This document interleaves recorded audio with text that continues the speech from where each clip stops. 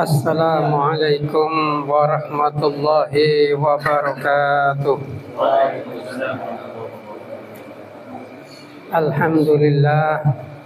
Alhamdulillahi rabbil alamin. Wa bihi nasta'inu ala umuri dunya waddin.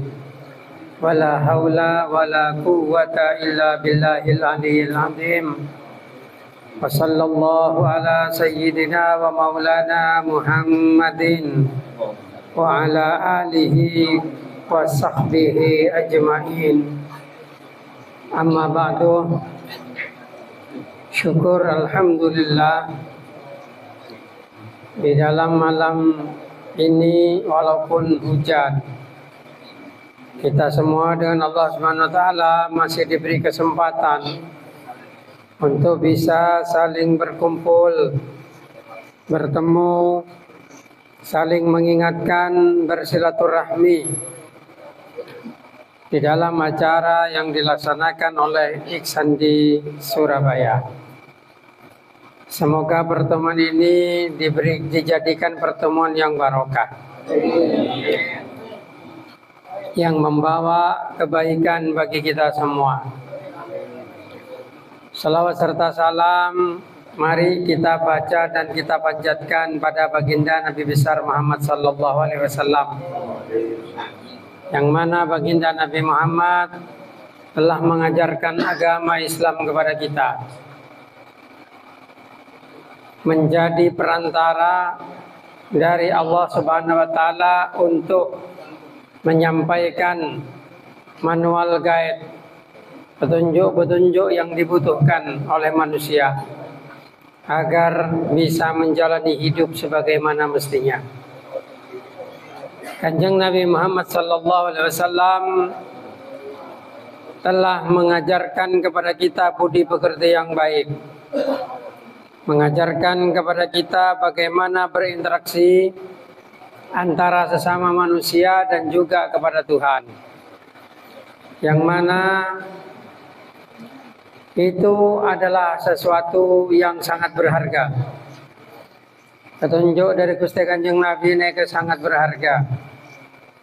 Karena neka merupakan komunikasi awal antaranya Tuhan dengan kita, sehingga akhirnya kehidupan manusia kainto bisa terlaksana dengan sebagaimana mestinya, termasuk dalam hal kadinto akhlakul karimah, tata cara menyembah, tata cara bermuamalah, termasuk fikih munakaha pernikahan, termasuk masalah jinayat hukuman, semuanya diajarkan di dalam agama Islam lengkap. Termasuk masalah akidah, keyakinan, bagaimana cara berpikir, itu diajarkan secara lengkap di dalam agama Islam. Makanya kalau lebih sampean tore memanfaatkan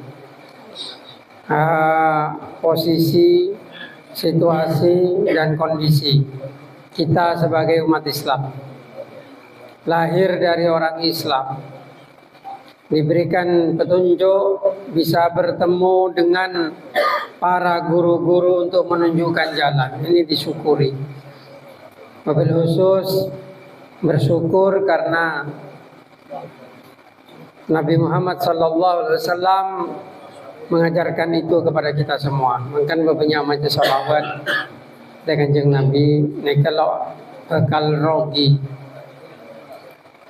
Kadang-kadang orang neka mau ngalako situng kebagusan, neka keduan tujuan tero teka hajat. Kadang-kadang orang maca solawat, neka kadang-kadang tero malah rezeki lancar. Bada orang maca tuang atau apa jeng malam, male rezeki nang lancar, soki, ben lain-lainnya pun. Kini kalau salah, Nega bener daripada selondak tangi malam. Bener daripada selondak maca selawat. Bener daripada selondak malam-malam. Itu semua benar. Tapi yang paling penting untuk dipahami bahwasanya berdana doa, adanya doa itu tujuannya adalah untuk menyembah kepada Allah. Makanya di dalam kewajiban rukun Islam yang kedua adalah as-sholat. Sholat ini dalam arti bahasa adalah doa. Jadi kita berdoa kepada Allah, apapun permintaannya, apapun keinginannya, yang paling penting itu adalah pengakuan bahwa itu kita mengaku bahwasanya kita ini hamba dan Allah Ta'ala itu Tuhan. Itu intinya. Kadang-kadang para ulama memancing murid-muridnya agar dekat dengan Allah dengan ilmu-ilmu kanuragan, ilmu kesaktian, kadang kejunelan, ngobat rubeng tadi emas, atau bisa barokah, dompet, every jimat, magedut pontut, biasanya bisa lo tade, ini kan burlebur naga semangkin. Kejunelan kesaktian, mong semangkin lo pateledur orang dah kesaktian, bolanya zaman aman, mong lambat zaman PKI, zaman Belanda, zaman perang, orang senang pada ilmu kanuragan, ilmu kesaktian, ilmu kedikjayaan. Apalagi di zaman Wali Songo, musuhnya orang-orang Hindu Majapahit yang sakti mandraguna. Makanya murid-murid para sunan-sunan itu banyak yang diberi amalan-amalan agar sakti mandraguna gitu. Tapi intinya bukan itu. Inti sebenarnya adalah kita itu mengakui ketuhanannya Allah dan mengakui kehambaan kita, itu intinya. Jadi kalau paen mong sampean atuang kalau kita berdoa minta kepada Allah Subhanahu wa taala, jangan pernah terbersit dalam hati kita bahwa Tuhan itu babunya kita. Kadang-kadang orang nyon, ya Allah kabulkan permintaan saya, ya Allah berikanlah saya harta begini, ya Allah. Kok enak gitu kayak anggap Tuhan itu babu. Ya apa enggak? Nah itu kesalahan perspektif, kesalahan persepsi. Jadi kalau mau doa itu diterima, ingat kita itu minta ke Tuhan. Tuhan tidak wajib menerima. Menerima atau tidak itu apa kata Allah. Oh di Al-Quran Allah Ta'ala berjanji, udhuni astajib lakum, ayo berdoalah, saya terima doa kamu. Kenapa Allah tidak menerima doa saya? Ya langsung dijawab, kamu itu tidak berdoa. Kamu itu nyuruh-nyuruh Tuhan, sepertinya Tuhan itu babu kamu.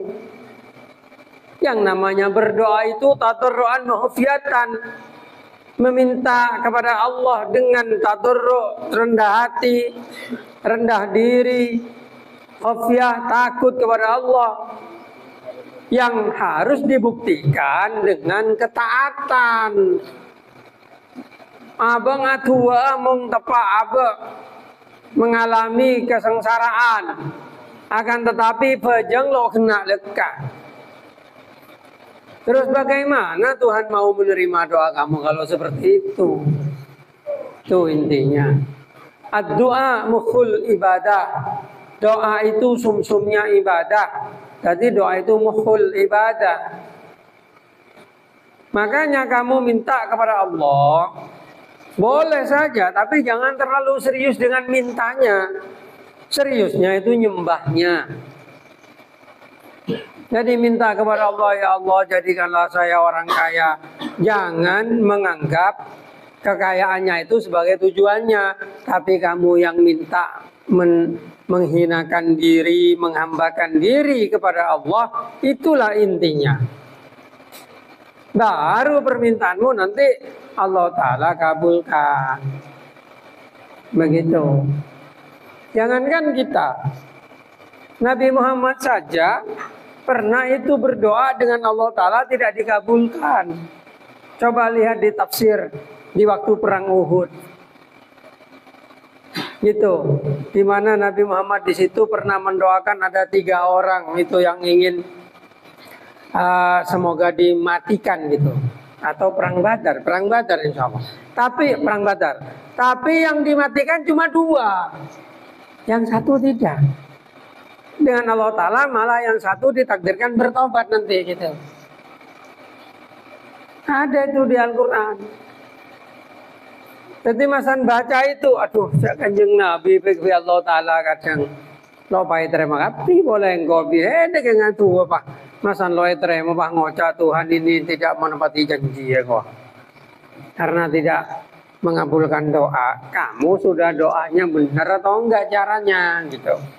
Ini buat yang mau berdoa lumayan lah masih mau berdoa. Kan banyak orang yang ala nengkong embong, elang nengkong embong lalu yang ke pangeran lekah. Jadi kadang mau nemu bareng makin banyak anding sebut, makin banyak anding keco gitu. Itu kan orang-orang yang sudah tidak ingat ke Tuhannya itu. Saya harap anak-anak alumni ini jangan sampai jadi seperti itulah.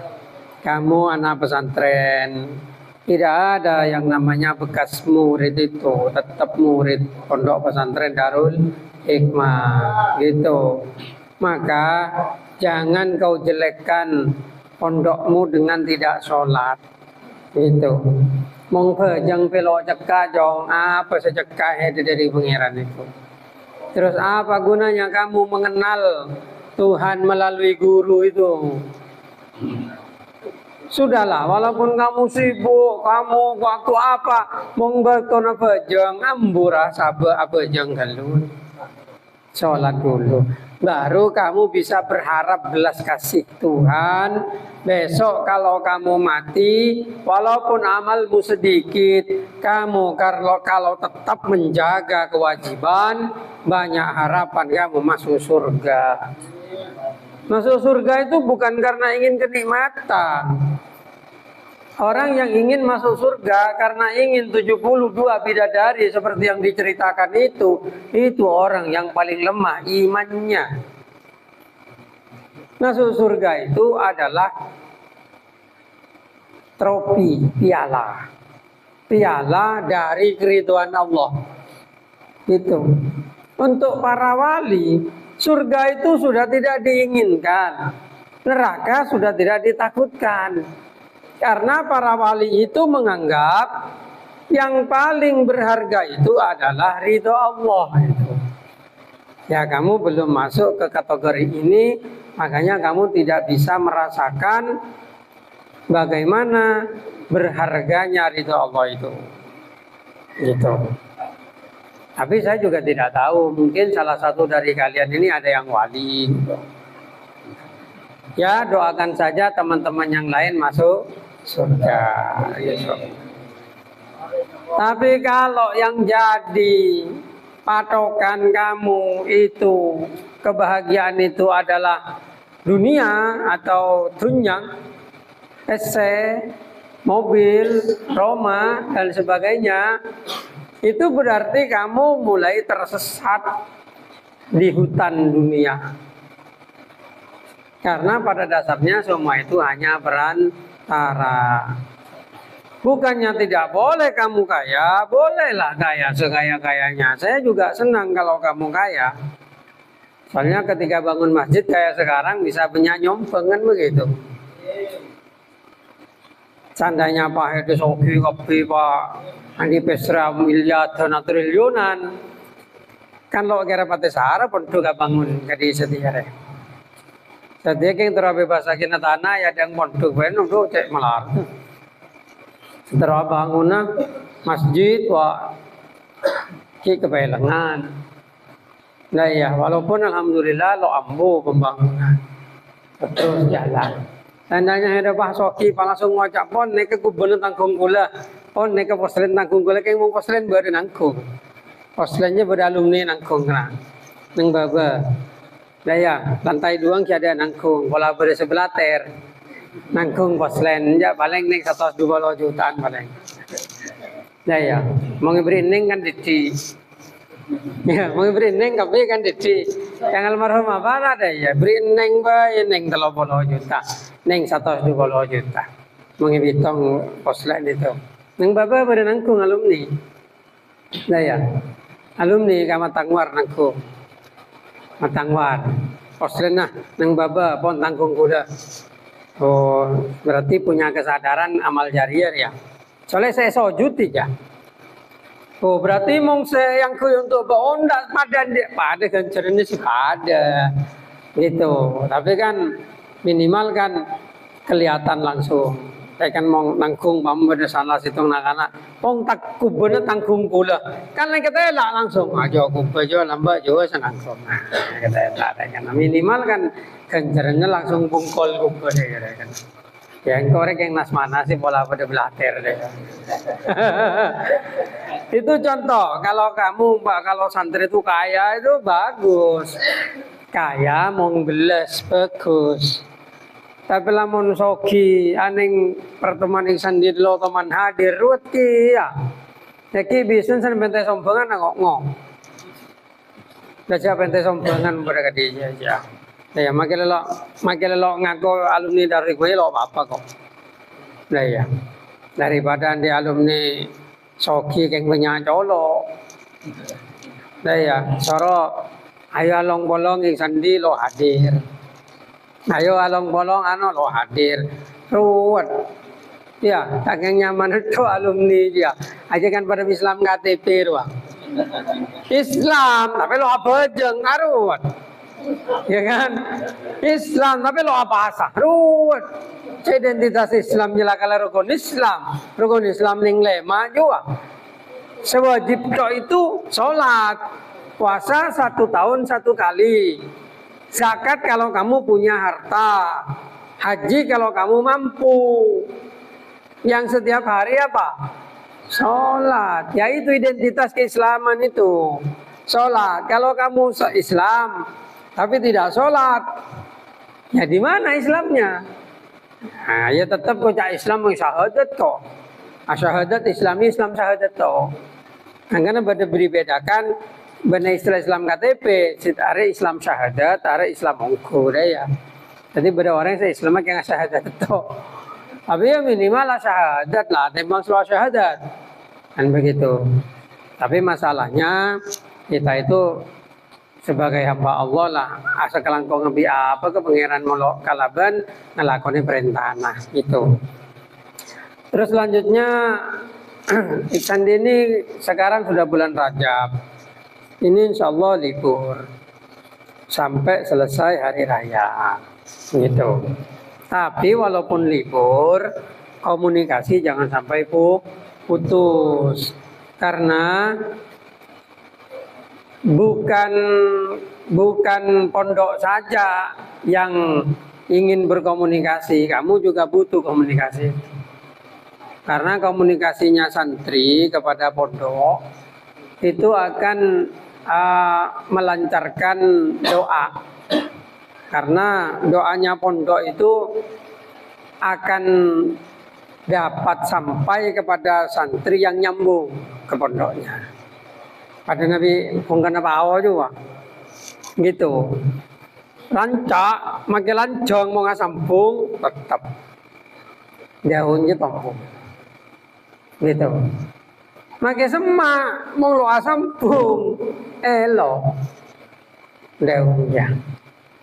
Makanya anak-anak yang sering connect dengan pondok malam Jumat umpamanya nyelase dia pesarian atau minimal 1 bulan 1 kali atau setengah bulan sekali atau setiap minggu lah terserah asal nyambung itu tetap bisa dapat barokahnya pondok terus gitu.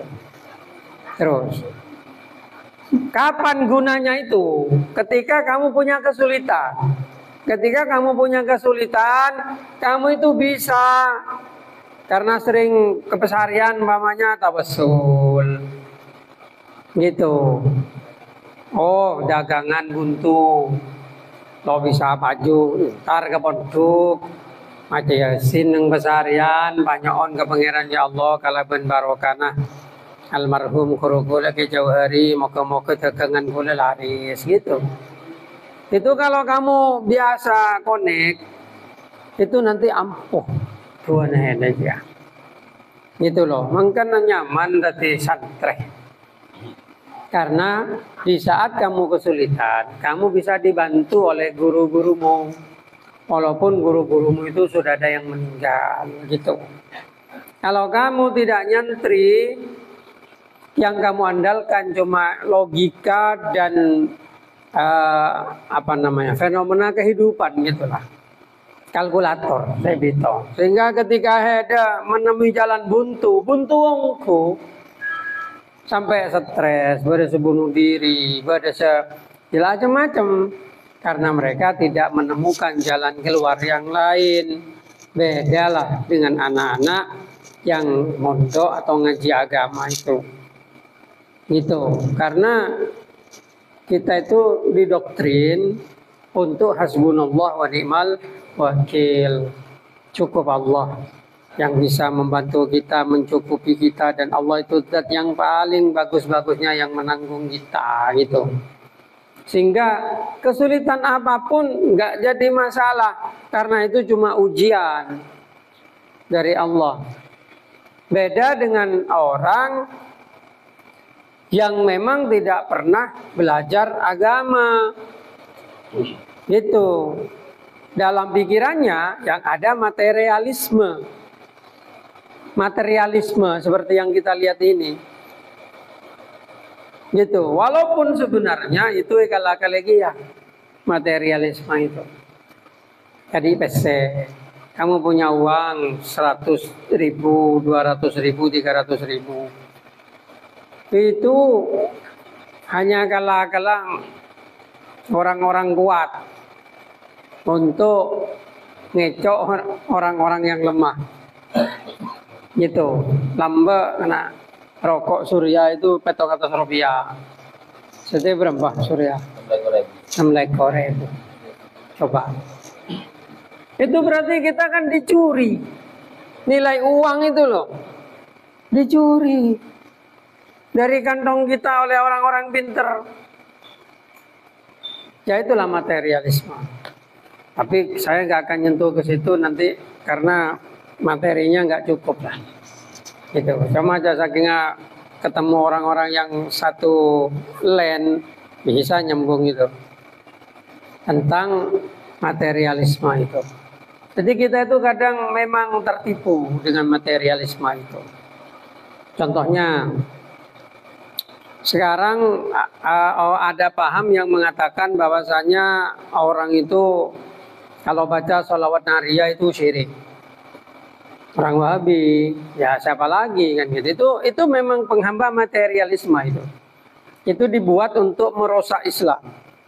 Jadi materialisme itu ingin semua orang di dunia itu dikuasai oleh mereka, termasuk umat Islam. Umat Islam ini sangat sulit dikuasai. Kenapa? Karena umat Islam ini punya kedekatan dengan Tuhan.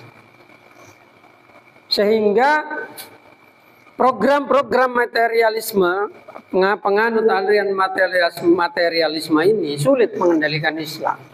Sampai mereka membuat aliran Wahabi itu. Yang memang tujuannya agar umat Islam itu terputus dari koneksi ke Tuhan. Gitu. Halo. Jadi mereka itu ingin umat Islam ini kehilangan kekuatan dan dikuasai. Gitu. Akhirnya muncul pemahaman-pemahaman yang ini syirik, ini bid'ah, ini syirik, ini bid'ah. Mereka menggunakan Al-Quran dan hadis untuk melarang kebaikan. Ini tidak pernah dicontohkan Nabi. Jadi tahlilan itu haram, tahlilan itu bid'ah, syirik. Loh, kalau semua harus dicontohkan Nabi, betapa akan tebalnya Quran dan hadis itu. Bukankah kamu waktu mondok sudah diajarkan ada yang namanya ijma, ada yang namanya qiyas, ada yang namanya mujtahid, ada mafhum muwafaqah, mafhum mukhalafah, ada muqayyad, ada mubayyin, ada mujmal dan sebagainya. Gitu. Islam ini karena agama samawi, agama Tuhan, punya kekuatan. Yang kekuatan itu sulit untuk diredam kecuali semua umat Islam itu dibuntu. Gitu. Contohnya sholawat nariyah.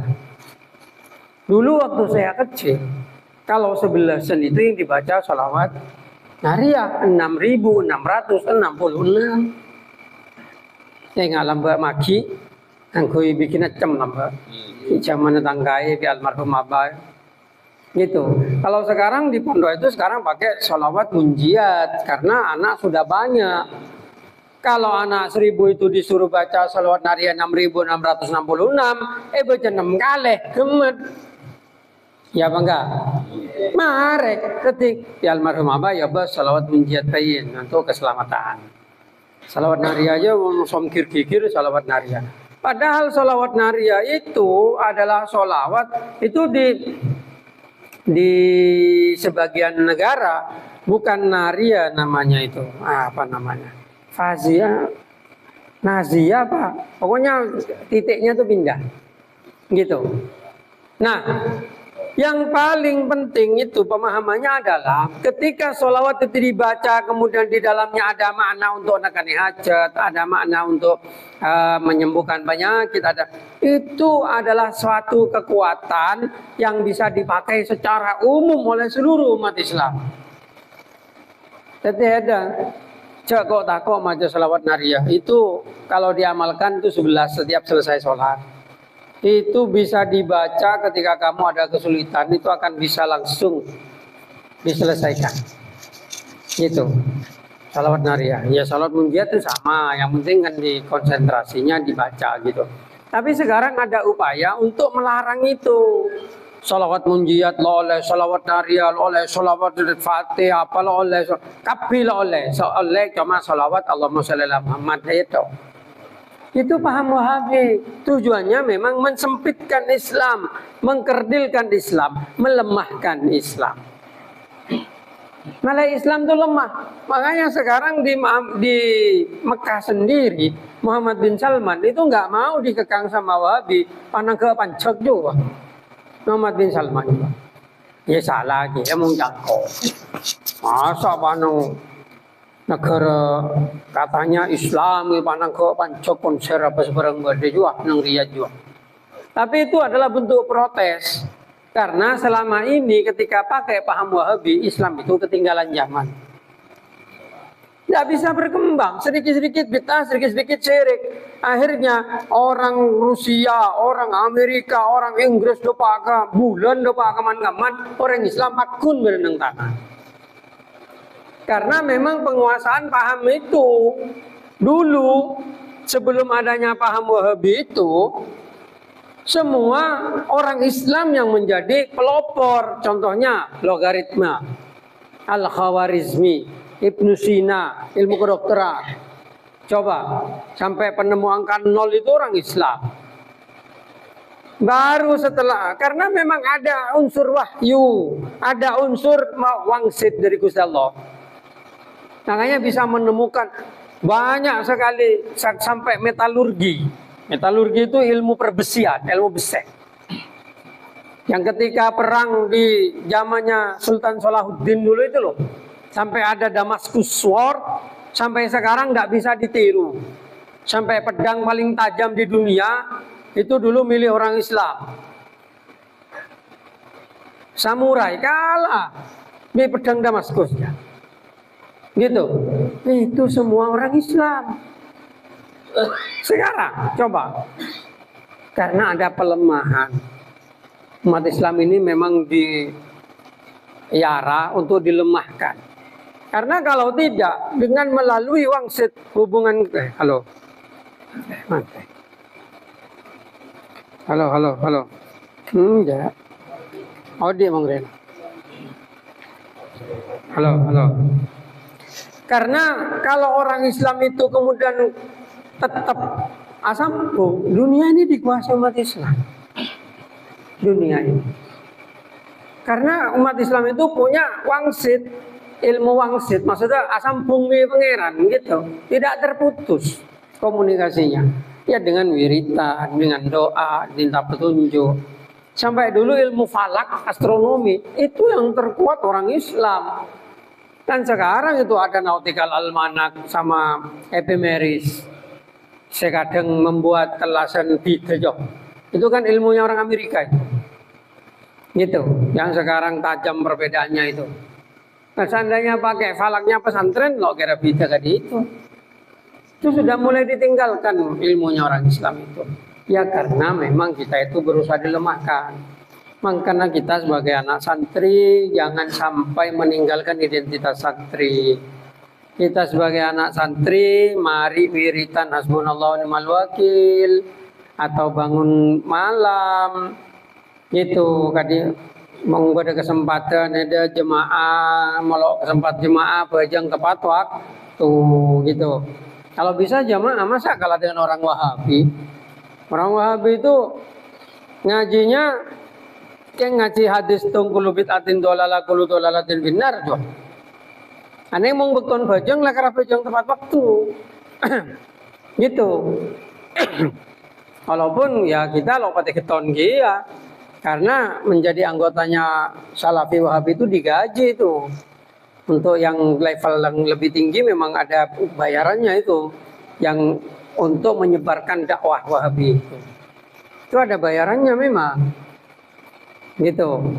Tapi kan masa kita sebagai anak santri itu kalah dengan mereka dalam masalah dekat kepada Tuhan. Cobalah. Ya dipersembahkan ke pangeran. Jadi kan, halo. Jadi kan bisa lancar semuanya. Lancar kapi. Halo, 1 2. Gitu. Halo. Jadi kalau kita betul-betul konsisten, tidak usah khawatir. Kita itu punya saluran yang benar dengan Allah Ta'ala. Kita itu bisa minta langsung ke Tuhan dan Tuhan pasti akan menerima asal kita itu doanya benar. Gitu, jangan khawatir. Cuma kadang kita memang kurang percaya. Kadang lo pati percaya ke pangeran, percayanya tidak pikir TV atau tidak hitungan kalkulatornya sendiri. Itu santai saja. Jangan terlalu seriuslah dengan kehidupan. Seriuslah engkau menyembah Tuhan gitu. Dan kemudian selanjutnya untuk kedepannya ini kan ini libur gitu ya. Jadi saya harap walaupun libur ya tetap komunikasi itu harus terjalin. Terutama ada lomba bola, umpamanya biasa norok ya.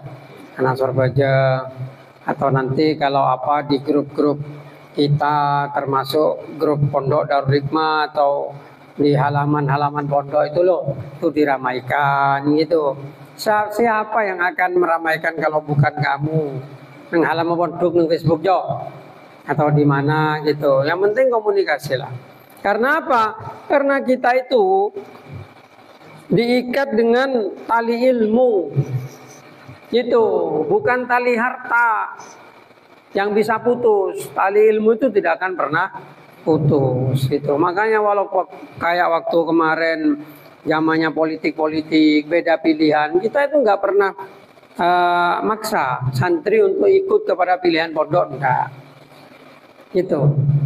Nggak pernah. Sampai saya kan ngomong tuh, engkau tang santri lo epor bagian pilihan. Lagi masan lain. Pai kebajiin santren enggak. Karena itu dunia semua. Kita itu diikat dengan ilmu. Tapi ya seperti tadi itu koneksi itu ya memang harus terus dijalin. Terutama ya kalau yang ingin barokah berat, noro istighosah. Malam Jumat istighosah. Malam kalau Kamis ada khusyuk sia sore. Itu barokah yang berat itu. Gitu. Kalau kamu rutin, insya Allah lancar tuh. Insya Allah lancar. Ya mau selalu bisa, polanya jauh ya sudah, ndak usah. Ya iksan dian kadi setiap ya sebulan sekali. Ya masa sebulan sekalian lo bisa? Apa sibuk ke dia apa kena? Kalau bisa sebulan sekalian, kebalalah dan anak-anak saya lo teman datang deh. Sibuk ke dia apa? Ndak iya. Nah ya mau lo ndak datang lah siapa paksa. Aja paksa lah torot ya rekan Islam KTP rekan. Kan alumni KTP itu. Itu ya mungkin itu yang bisa saya sampaikan. Semoga kita semua dengan Allah Ta'ala itu diberi kesadaran, pencerahan sehingga kita semua itu bisa di dalam jalan yang diridhoi Allah, yang dengan Allah Ta'ala ditakdirkan itu akan menuju kepada kebahagiaan dan ridho Allah besok di akhirat. Amin ya rabbal alamin. Sekian yang bisa disampaikan. Wabillahi taufiq wal hidayah wa birridha wal hidayah. Wassalamualaikum warahmatullahi wabarakatuh.